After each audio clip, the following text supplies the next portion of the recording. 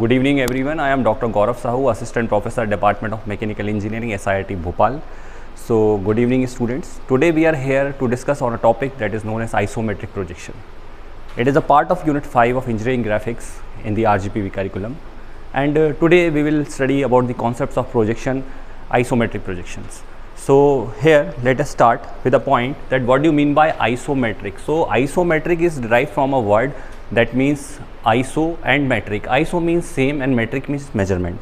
So something in this concept will be there which will relevant to these two words is that same measurement. So I will be discussing about what this same measurement means.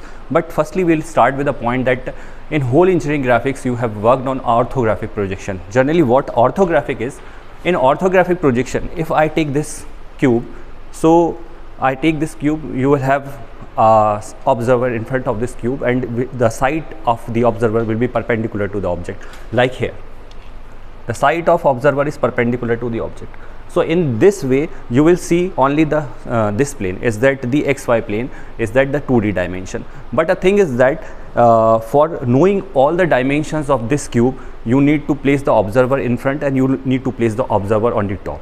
So you will get a front view and you will get a top view. In this way you can detect that what are the dimensions of the solid. But if in a single drawing you want to explore all the 3 dimensions, then the isometrics concept come into picture. How, like we'll discuss on that. तो जैसा मैंने अभी बताया आपको कि orthographic के अंदर जब साइड ऑफ ऑब्जर्वर जो होती है परपेंडिकुलर टू दी ऑब्जेक्ट होती है और उस कंडीशन में आपको 2D फिगर मिलता है, उस कंडीशन में आपको 2D फिगर मिलता है and after that 2D figure आपको फ्रंट और टॉप से दोनों व्यूज़ निकालने पड़ते हैं ताकि आप इस पूरे डायमेंशन को जज कर पाएँ. बट आइसोमेट्रिक जो प्रोजेक्शन होता है वो आपको इतना फैसिलिटेट कर देता है कि आपको एक ही ड्राइंग के अंदर पूरे 3 डायमेंशंस इजीली दिख पाएँ. अब इसके लिए करते क्या है, प्रोसेस क्या होता है वो अपन बात करते हैं. सबसे पहली बात तो ये होती है जब आइसोमेट्रिक में हम अलाइनमेंट चेक करते हैं किसी भी ऑब्जेक्ट का, तो ऑब्जेक्ट को हमेशा ऐसे नहीं रखा जाता, ऑब्जेक्ट को थोड़ा टिल्ट किया जाता है ताकि हम पहले ही उसको 2 डायमेंशंस को एक्सप्लोर कर लें. अब बचा तीसरा डायमेंशन. तो अब तीसरे डायमेंशन के लिए क्या करना है हम बात करते हैं. मान के चलिए जब हमने इसको इस तरीके से रखा था तो ये फिगर इस तरीके से दिख रहा था. Now what we are doing, we will placing in this mode. Okay, why we are placing in this mode, because we will explore 2 dimensions. But a thing is that we have to explore in all 3 dimensions. तो उसके लिए हमें क्या करना पड़ेगा, उसके लिए हमें ऑब्जर्वर को थोड़ा सा ऊपर की तरफ लेके जाना पड़ेगा. तो जैसे ही ऑब्जर्वर ऊपर की तरफ गया तो उस कंडीशन में क्या होगा, उसे ये भी दिखेगा, ये भी दिखेगा और ये भी दिखेगा. But a thing is that मैंने यहाँ 30 डिग्री का एंगल लिख के रखा है. अब हम 45 भी जा सकते थे, हम 50 भी जा सकते थे, हम कितना भी जा सकते थे, लेकिन जो बात है वो निकल के आ रही है वो 30 डिग्री ही क्यों है. तो चलिए आप 30 डिग्री की हम बात करते हैं कि आखिरकार ये 30 डिग्री का कॉन्सेप्ट आइसोमेट्रिक प्रोजेक्शन में आया कहाँ से. मान के चलिए अगर कोई व्यक्ति सामने से इसको देख रहा है तो उसको ये दोनों फेसेस दिखेंगे, ये नहीं दिखेगा. धीरे धीरे जब ये ऑब्जर्वर ऊपर जा रहा है तो उस कंडीशन में उसको ये पूरा फेस दिखेगा लेकिन ये नहीं दिखेंगे. तो अ थिंग इज़ दैट कि ऑब्जर्वर जैसे से ऊपर बढ़ रहा है तो नीचे वाले दोनों फेसेस छोटे होते जा रहे हैं और ऊपर वाला फेस बड़ा होता जा रहा है. और ऑब्जर्वर जैसे नीचे नीचे आ रहा है तो ये ऊपर वाला छोटा होता जा रहा है और ये सब बड़े होते जा रहे हैं. तो हमें जैसे हमने बताया कि आइसोमेट्रिक में हम 3 डायमेंशंस देखते हैं, तो 3 डायमेंशंस को हमें एक सेम इक्वलिटी पे देखना पड़ेगा. तो उस इक्वलिटी पे देखने के लिए जो 30 डिग्री का एंगल होता है वही एकमात्र ऐसा एंगल है जहाँ पे ये तीनों फेसेस इक्वल हो जाएंगे. अब वो कॉन्सेप्ट निकल के कैसे आ रहा है वो आपको इस डायग्राम में देखने को मिलेगा. तो जैसा मैंने कहा 30 डिग्री पे ऑब्जर्वर सेट होगा तो उस कंडीशन में ये तीनों फेसेस इक्वली दिखेंगे. अब वो तीनों इक्वली यानी कि face number 1, face number 2, face number 3, ये तीनों आपको दिखेंगे और ये तीनों बराबर ही दिखेंगे अगर 30 डिग्री पे होगा. और उसका मैथमेटिकल जो आप कह सकते हैं प्रूफ है वो है एंगल 120, 120, 120. हमने स्कूल्स में भी पढ़ा है कि जब हम एंगल कॉन्ग्रुएंसी की बात करते हैं तो जब किसी ट्राइंगल के सेम साइड के एंगल बराबर हो जाते हैं तो हम ये कह सकते हैं कि वो ट्राइंगल जो है वो सिमिलर है और उसके साइड्स भी एक ही प्रोपोर्शन में सेट हैं, तभी वो एंगल सेट हो पाया. तो एंगल कॉन्ग्रुएंसी ये हमें कहती है कि अगर ये एंगल सारे एंगल बराबर हैं तो उस कंडीशन में ये एक्सेस भी बराबरी से शॉर्ट होंगे. अगर हम इस एंगल को बराबर नहीं करते, ये एंगल बड़ा रखते हैं, ये दोनों छोटा रखते हैं, तो उस कंडीशन में ये एक्सेस बड़े कहलाएंगे और ये एक्सेस छोटे हो जाएंगे.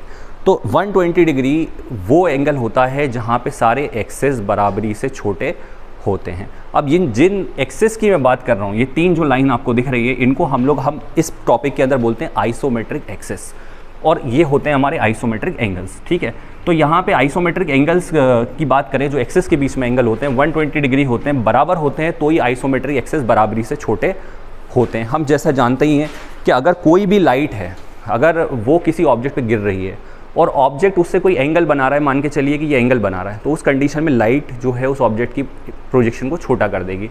तो यहाँ पे तो पूरा के पूरा आप देखिए ऑब्जेक्ट ही एक एंगल पे, तो ये जाहिर सी बात है छोटा होगा।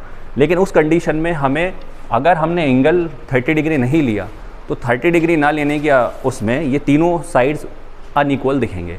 30 डिग्री के पोजीशन में ये तीनों एक्सेस जो हैं बराबर 120 हो जाएंगे, और जैसा मैंने कहा एंगल की कॉन्ग्रुएंसी से साइड्स भी बराबर पोर्शन में छोटे होंगे। तो ये जो फंडामेंटल आप देख रहे हैं, ये जो चीज़ है वो इस क्यूब का 3D मॉडल है जो कि हमने आइसोमेट्रिकली यहाँ पे बनाया है। अब बात ये आ रही है, एक शब्द मैं बार बार बोल रहा था कि छोटा हो जाएगा, बराबरी से छोटा हो जाएगा। अब बराबरी से छोटा हो जाएगा मतलब सेम एंड मेजरमेंट। तो अब जब हम इन तीनों एक्सेस को बराबरी से छोटा करते हैं तो जाहिर सी बात है वो बराबरी से छोटा हो रहा है, तो उसका मेजरमेंट भी बराबरी से ही एक ओरिजिनल मेजरमेंट से कम हो रहा है। अब ये जो, अगर आप इसको सॉल्व करें मैथमेटिकली तो इसकी वैल्यू 0.815 अप्रॉक्स निकल के आती है।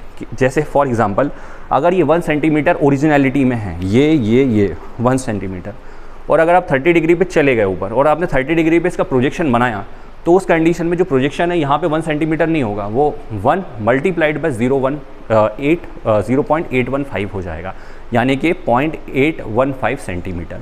तो ये ऐसा इसके साथ अकेला नहीं होगा, अगर ये 1 सेंटीमीटर है तो ये भी 0.815 हो जाएगा, ये 1 सेंटीमीटर है तो ये भी 0.815 हो जाएगा। लेकिन अगर ये कोई दूसरा फिगर होता, लेटेस्ट से ये क्यूबॉइड होता, तो क्यूबॉइड के अंदर अगर मैं आपसे बात करूँ, हम इसको उठाते हैं, ये जो है 4 है ओरिजिनल और ये 1 है, तो ये 1.815 हो जाएगा, ये भी 815 हो जाएगा 0.815, लेकिन ये 4 मल्टीप्लाइड बाय 0.815 ये भी शॉर्ट हो जाएगा। तो ये जो मैंने आपको पूरा बताया है अभी बोर्ड के ऊपर, ये पूरा आइसोमेट्रिक प्रोजेक्शन का कॉन्सेप्ट है। इसमें हमने ये सीखा है कि आइसोमेट्रिक प्रोजेक्शन क्या होता है, आइसोमेट्रिक एक्सेस क्या होते हैं, 30 डिग्री ही क्यों चूज़ किया जाता है, 120 डिग्री क्या रिलेवेंसी रखता है इस कॉन्सेप्ट में, और हमने ये देखा है कि इस तरीके से हम किसी भी मॉडल का केवल एक ही फिगर के अंदर 3D मॉडल तैयार कर सकते हैं, वो भी बिल्कुल इक्विवेलेंसी के साथ, यानी कि हमें कोई भी डिस्टॉर्टेड ऑब्जेक्ट 3D के अंदर नहीं मिलेगा। तो ये पूरा के पूरा हमने आइसोमेट्रिक प्रोजेक्शन समझ लिया है। So now we are on the second phase of isometric projection, that is isometric scale. So a thing is that what do you mean by isometric scale? Let us start with this thing, that this whole thing is generally considered as isometric scale. ये students एक बहुत ही important question है, पिछले कुछ सालों में exam में आया हुआ क्वेश्चन है कि ड्रॉ दी आइसोमेट्रिक स्केल। अब इसको करते क्या है, इसका रिलेवेंसी क्या होता है, चलिए हम उसके बारे में बात करते हैं। जैसा अभी थोड़ी देर पहले मैंने आपको बताया था कि जो एक्चुअल लेंथ होती है, यानी कि अगर मान के चलिए इस क्यूब की जो एक्चुअल लेंथ है वो है 1 सेंटीमीटर, तो आइसोमेट्रिकली ये हो जाएगी 0.815 सेंटीमीटर। यानी कि जब आप 30 डिग्री पे किसी चीज़ को लाइट मारते हो तो उसका जो प्रोजेक्शन होता है वो शॉर्टन अप हो जाता है, और वो शॉर्टन अप होता है एक पैरामीटर से जिसको हम बोलते हैं 0.815। ठीक है, अब अगर आप चाहते हैं तो आप हमेशा इसको मल्टीप्लाई करके ऑप्ट कर सकते हैं, like 4 centimetre multiplied by 0.815, you will get the value and that value will be the isometric length of 4. Okay, but the thing is that in isometric scale you pictorially take out the dimensions, is that you compare the dimensions, you compare the true length as well as you compare the isometric length. अब ये diagram बनता कैसे है, हम चलिए उसके बारे में बात करते हैं। सबसे पहले आप लोगों को करना क्या है, ये पूरा स्केल बना हुआ है, मैंने बना के रखा है। You have to draw the reference line. ये जो आप लाइन देख रहे हैं यहाँ पे, ये एक रेफरेंस लाइन है, इसको आप पहले बना लीजिए। ये लाइन की लंबाई आप कुछ भी ले सकते हैं, 5 सेंटीमीटर 6 सेंटीमीटर, आप एक रेफरेंस लाइन बनाइए। उस रेफरेंस लाइन के बाद आपको इस तरीके की, ये जो वाइट चॉक से 2 लाइन बनी है, ये 2 लाइनें बनानी हैं। ऊपर वाली लाइन का जो एंगल रहेगा 45 डिग्री रहेगा, और नीचे वाली लाइन का जो एंगल रहेगा वो 30 डिग्री रहेगा। 30 डिग्री क्यों रहेगा, क्योंकि आइसोमेट्रिक एक्सेस जो होते हैं या आइसोमेट्रिक लेंथ की हम बात करें तो जो इंक्लिनेशन होता है ये 30 डिग्री पे ही टिल्ट करने के बाद आता है। यानी कि अगर ये ऑब्जेक्ट मैं आपके सामने ऐसे रख रहा हूँ, तो अगर आप इसको ऊपर से देखें या मैं इसको उस तरफ लेके जाऊँ तो मुझे ऐसा टिल्ट करना पड़ेगा, तो ये जो एंगल बनेगा वो 30 डिग्री का बनेगा। तो जनरली ऑब्जर्वर ऊपर से देखे या ऑब्जेक्ट अपने आप को ऐसा कर ले, दोनों बात सेम है। अगर मैं एज अ ऑब्जर्वर इसको सामने से देखता हूँ तो ये 2 एक्सेस दिखते हैं, ऊपर से होके देखता हूँ तो ये तीनों देखेंगे।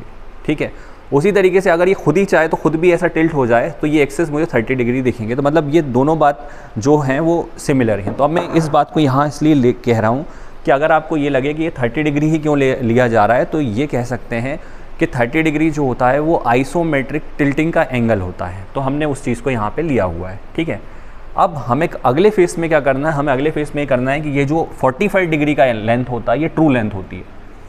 इस ट्रू लेंथ के ऊपर हमें 5 सेंटीमीटर या 6 सेंटीमीटर के डिनोशंस को मार्क करना है। कैसे करेंगे, हम स्केल को रखेंगे यहाँ से यहाँ तक, 1 पे डॉट लगाएंगे, 2 पे डॉट लगाएंगे, 3 पे डॉट लगाएंगे और 4 पे डॉट लगाएंगे। ये आपको स्केल रख के ही काम करना है, यानी कि इक्वल डिनोशंस आने चाहिए जैसे आपके स्केल पे होते हैं।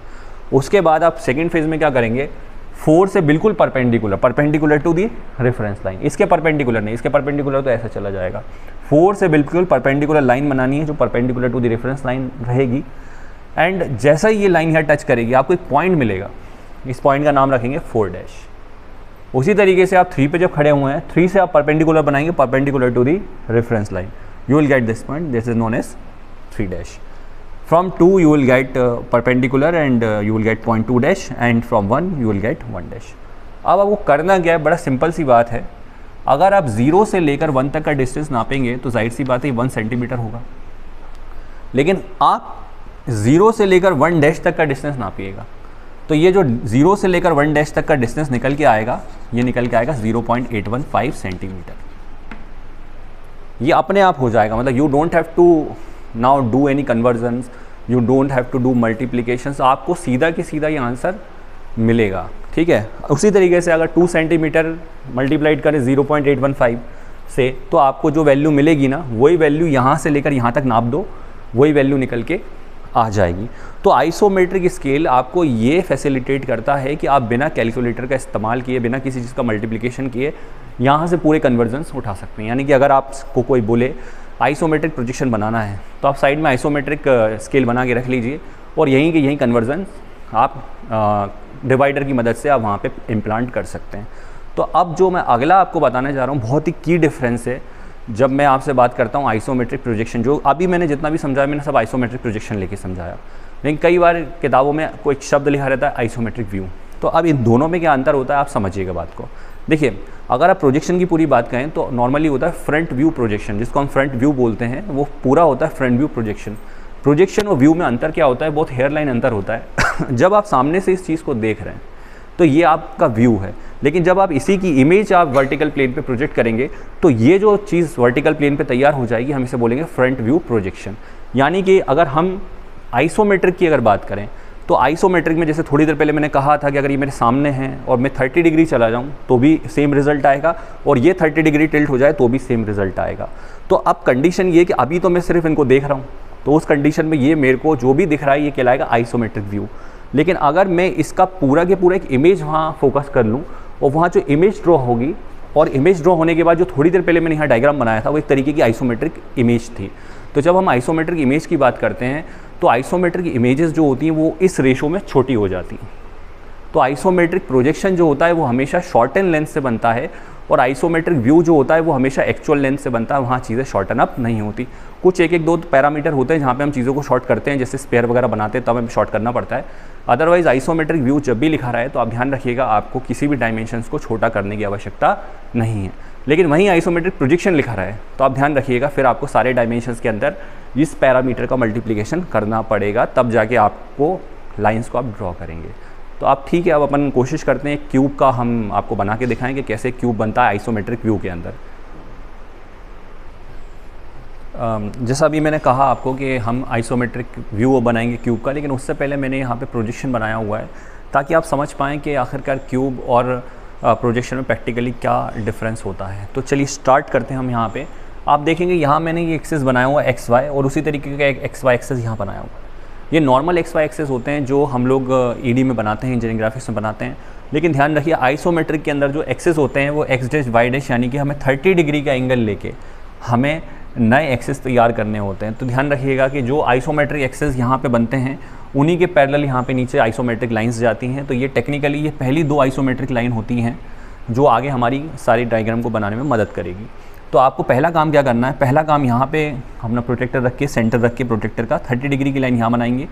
इस लाइन की लंबाई आप थोड़ा ज़्यादा रखिएगा क्योंकि हमें क्यूब भी बनाना है 30 mm का, तो एटलीस्ट 4.5 सेंटीमीटर के आसपास रखिएगा, यहाँ भी और यहाँ भी। तो ये दो हमारी आइसोमेट्रिक लाइंस बन गई, आपको यहाँ दिख रहा होगा। इस तरीके से आपको हर डायग्राम में, चाहे आप आइसोमेट्रिक व्यू बनाएं चाहे आइसोमेट्रिक प्रोजेक्शन बनाएं, लेकिन आप ध्यान रखिएगा आपको ये दोनों आइसोमेट्रिक लाइंस बनानी ही है। यही लाइन तय करती हैं कि अब आपने अपना रेफरेंस जो है वो 30 डिग्री पे चेंज कर लिया है। हाँ, तो 30 डिग्री पे हमने कर दिया। अब हम काम कैसे करते हैं देखिएगा। सबसे पहले तो जो हमारा क्यूब है या जो भी हमारा सॉलिड होता है, हम उसका बेस इमेजिन करते हैं। हम उसके बेस को साइड में बना लेते हैं। अगर कॉम्प्लिकेटेड डायग्राम होता है तो हमें साइड में बनाना पड़ता है, लेकिन क्यूब जैसे डायग्राम को साइड में बनाने की ज़रूरत नहीं है।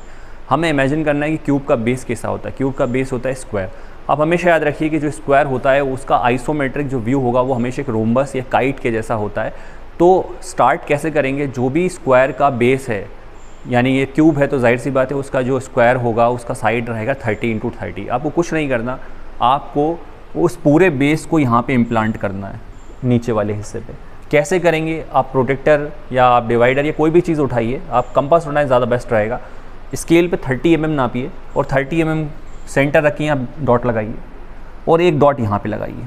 तो आपने क्या किया है, आपने जो आपका जो स्क्वायर है, जो क्यूब है, उस क्यूब का जो निचला हिस्सा, यानी कि अगर मैं इसका एक रफ डायग्राम यहाँ पे बनाऊँ, जो आप स्कूल में पढ़ते थे तो शायद आपने इस तरीके का कोई डायग्राम बनाया होगा।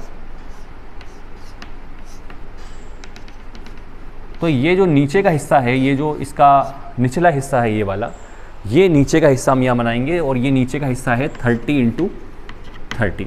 तो हमने दो साइड, यानी कि ये वाला साइड और ये वाला साइड यहाँ पे इम्प्लांट कर दिया है। अब हमें क्या करना है, हमें पूरा के पूरा बेस तैयार करना होगा।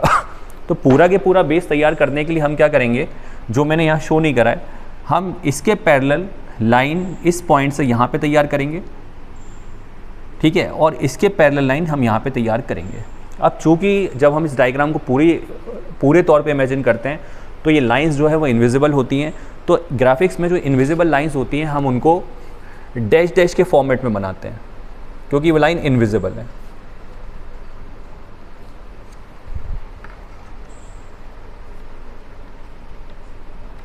इस तरीके से हम इन लाइंस को तैयार कर लेते हैं। तो हमने क्या किया, पहले यहाँ पे पॉइंट मार्क किया, यहाँ पॉइंट मार्क किया और ये पूरा के पूरा इसके पैरेलल यहाँ बनाया और इसके पैरेलल डिक्टो यहाँ बनाया। तो पूरा हमारा बेस तैयार हो गया है, ठीक है। अब हम जैसे बिल्डिंग बनाते हैं तो बिल्डिंग कैसे बनती है, बिल्डिंग हमेशा ऐसी बनती है कि पहले बेस बनता है, फिर पिलर्स खड़े होते हैं, फिर उसकी छत डलती है। तो यहाँ भी आइसोमेट्रिक में भी यही रूल फॉलो होता है। तो हम 30 mm का साइड लेके यहाँ मार्क किए, यहाँ मार्क किया, इसके मार्किंग यहाँ करी और पैरेलल पूरा रोम्बस नीचे बना लिया, जो मैंने यहाँ शो नहीं किया हुआ फिलहाल अभी।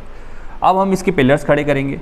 तो आपको जितने भी कोने दिख रहे हैं, जैसे कि मुझे 1 2 3 4 कोने दिख रहे हैं बेस के, तो इन चारों कोनों से हम क्या करने वाले हैं, हम इनसे 30 mm की हाइट्स खड़ी करेंगे, जो मैंने यहाँ पे ऐसे खड़ी कर रखी। तो ये हो गया आपका, और इवन यहाँ भी खड़े करेंगे एक, लेकिन चूंकि ये फिगर जो है 3D है, कुछ चीज़ें पीछे हो जाएंगी, तो ये वाले इस लाइन को खड़े करने की आवश्यकता नहीं है क्योंकि ये पीछे छुप गया है, इनविजिबल है ये।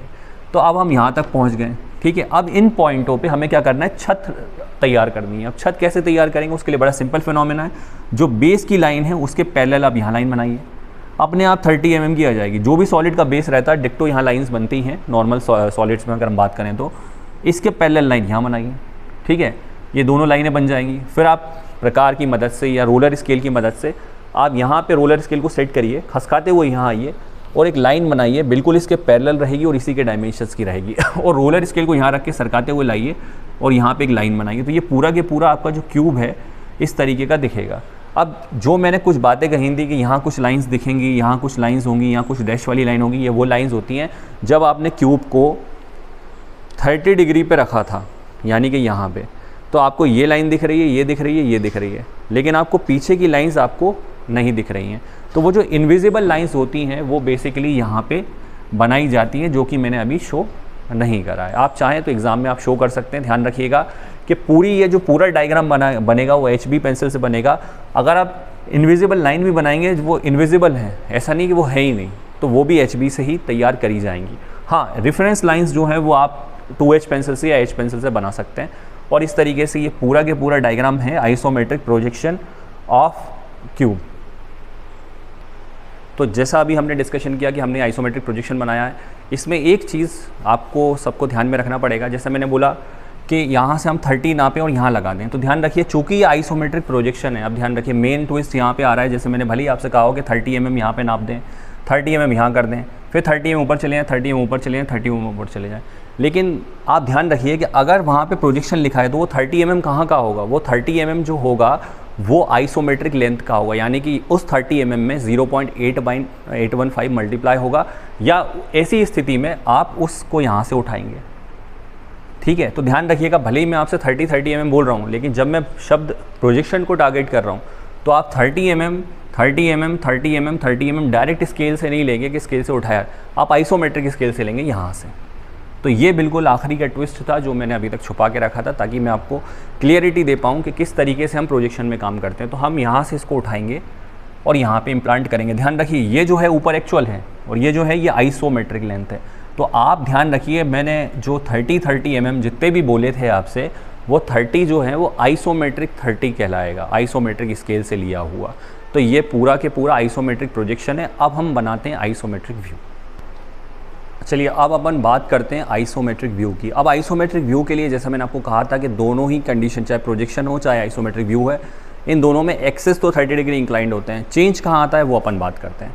तो सबसे बड़ा चेंज जो आता है ना वो ये आता है कि जब हम लाइन बनाएंगे, अब जो यहाँ पे हम लोग मेजरमेंट लेंगे, यानी कि इस क्यूब का बेस क्या होता है? स्क्वायर होता है। तो स्क्वायर के जो दो साइड है वो यहाँ ऐसे बनेंगे। तो अब जो साइड लेंगे स्केल से 30, वो ध्यान रखिएगा वो 30 जो रहेगा वो ट्रू लेंथ वाला रहेगा। यानी कि पहला जो था, जैसा मैंने ट्विस्ट बताया था प्रोजेक्शन के अंदर, कि आपने जो 30 लिया है वो 30 नहीं था, वो 30 था आइसोमेट्रिक का 30, यानी कि वो 30 जिसमें आपने 0.815 का मल्टीप्लाई किया है, क्योंकि प्रोजेक्शन में चीज़ें छोटी हो जाती हैं। ये दिख भी रहा होगा आपको इन दोनों डायग्राम में फ़र्क। अब यहाँ ध्यान रखिएगा, यहाँ पे आप इस लेंथ को यहाँ से उठाएंगे, ये स्केल वाली लेंथ है जो स्केल से हमने नापी थी, और उसको यहाँ पे लाके इम्प्लांट कर देंगे। एक साइड ये बन गया और उसी स्केल से यहाँ से इसको नापेंगे और एक साइड को यहाँ प्लांट कर देंगे। तो ये दोनों, यहाँ पे आप देखिए फ़र्क, यहाँ पे जब मैंने शुरुआत में बनाया था तो मैंने इसको यहाँ से उठाया था, और अब जिसको मैं उठा रहा हूँ तो मैं इसको यहाँ से उठा रहा हूँ। ध्यान रखिए, आइसोमेट्रिक व्यू में लेंथ चेंज नहीं होती है, वो एग्जैक्ट जो स्केल की लेंथ है वही रखी जाती है। फिर वही फंडामेंटल है जो मैंने पहले अप्लाई किया था कि मैं पहले पूरा बेस बनाऊँगा, इसके पैरेलल ये लाइन और इसके पैरेलल ये लाइन, आपको हल्की हल्की दिख भी रही होगी। ये लाइन इसलिए हम नहीं बना रहे क्योंकि ये इनविजिबल है, छुपी हुई है। सारे कोनों से हम लोग ऊपर जाएंगे, पिलर्स बनाएंगे। इस बार पिलर भी छोटे नहीं होंगे, पिलर भी जो एक्चुअल लंबाई थी यानी कि ट्रू लेंथ थी उसी आंकड़े के बनेंगे, 30 30 30। उसके बाद इसके पैरेलल में लाइन यहाँ बनाऊंगा, मैं रोलर स्केल से बनाना चाहूँ, ड्राफ्टर से बनाना चाहूँ, जिससे बनाना चाहूँ मैं इसको बना लूँगा। इसके पैरेलल लाइन यहाँ बनेगी और इसके पैरेलल लाइन यहाँ बनेगी। यानी कि आपको फ्यूचर में केवल आपको ये कुछ ही नापना पड़ेगा, आगे की ड्राइंग आप पैरेलल तरीके से बना सकते हैं। तो ये पूरा के पूरा ड्राइंग ये बन जाएगा। अब ये जो ब्यूटी होती है आइसोमेट्रिक की कि पैरेलल वाली चीज़ें हैं, ये क्या होता है? तो ध्यान रखिए, ये तीन जो होते हैं ये होते हैं आइसोमेट्रिक एक्सेस। अब इन एक्सेस के जो भी लाइनें रहेंगी वो आइसोमेट्रिक लाइंस कहलाएंगी क्योंकि वो पैरेलल होती हैं। और इस डायग्राम में बाय चांस कोई ऐसी लाइन हो जो कि यहाँ पे नहीं है, जो कि किसी से भी पैरेलल नहीं है, यानी वो आइसोमेट्रिक एक्सेस से किसी भी रेलेवेंस में पैरेलल नहीं है, तो उनको बोलेंगे हम नॉन आइसोमेट्रिक लाइंस। और ये जो प्लेन है जो बार बार हम आपको बता रहे हैं और जो आपने कहा कि 30 डिग्री पे जब ऑब्जर्वर जाएगा और ये देखेगा तो ये कहलाता है आइसोमेट्रिक प्लेन। तो अब आप इन दोनों ही डायग्राम में एक फ़र्क देखिए कि जब हम पहली बार हमने स्केल से नापा और 30 mm यहाँ पे लगाया, ठीक है, तो वो जो स्केल था जिसको हमने कहा कि वो स्केल था आइसोमेट्रिक स्केल। ध्यान रखिए, जब भी प्रोजेक्शन शब्द आएगा तो सारे डायमेंशन आइसोमेट्रिक स्केल से लिए जाएंगे। आप स्केल नहीं बनाना चाहते तो 0.815 का मल्टीप्लाई करें। लेकिन जब व्यू आएगा तो उस कंडीशन में आप जो एक्चुअल लेंथ है, यानी कि आप स्केल से 30 mm ही नापेंगे और 30 mm का ही आप डायमेंशन लेके यहाँ पे काम करेंगे। आइसोमेट्रिक व्यू को एक नाम आइसोमेट्रिक ड्राइंग भी कहा जाता है। तो ये सारी की सारी जो पैरामीटर्स, ये सारी की सारी जो चीज़ें मैंने आपको बताई हैं, शुरू किया था हमने आइसोमेट्रिक प्रोजेक्शन से, मैंने 30 डिग्री एक्सिस का रिलेवेंस सारी चीज़ें आपको बताई है। फिर मैंने आइसोमेट्रिक स्केल आपको बताया, यहाँ पे आइसोमेट्रिक स्केल पूरा बना हुआ है यहाँ पे, और फिर मैंने दोनों ही चीज़ें बताई हैं, आइसोमेट्रिक प्रोजेक्शन और आइसोमेट्रिक व्यू। कंक्लूडिंग स्टेटमेंट यही रहेगा कि आइसोमेट्रिक प्रोजेक्शन के अंदर आप 30 mm सिलेक्ट करेंगे, लेकिन ये 30 mm जो रहेगा वो आइसोमेट्रिक 30 रहेगा, यानी आइसोमेट्रिक लेंथ से आपने लिया होगा। यहाँ से लें तो अच्छी बात है, नहीं तो 0.815 का मल्टीप्लाई कर दें और सारे डायमेंशंस में वो मल्टीप्लिकेशन सिस्टम चलेगा। और यहाँ पे जो 30 mm लिया रहेगा वो भी आप स्केल से लेंगे, लेकिन वो कौन सा वाला स्केल होगा? ट्रू लेंथ रहेगा। और आप इतना काम नहीं करना चाहते तो स्केल से जो 30 mm नापा जाएगा वो ट्रू ही माना जाता है। तो आई होप कि आपको ये पूरा कॉन्सेप्ट समझ में आया होगा आइसोमेट्रिक प्रोजेक्शन का और आइसोमेट्रिक व्यू का। Thank you very much.